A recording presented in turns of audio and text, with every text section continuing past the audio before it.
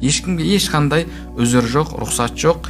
Менің қолым тимейді, жұмысым көп, бала шағам бағам деп бағана шапқылап жүрмін.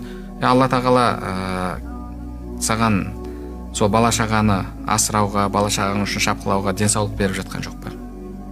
Саған сол жұмысты берген жоқ па? Алла тағала айтуы мүмкін оған. Егер бала шағаң, жұмысың менің құлшылығыма саған кедергі жасап жатқан болса, мен берген бала шаға, мен берген жұмыс саған кедергі жасап жатқан болса, онда алып қояйын сенен деп, одан денсаулығын алып қойса, одан бала шағасын алып қойса. Сал шапқылап жұмыс істеп жүр, көріп жүрміз ғой өмірде.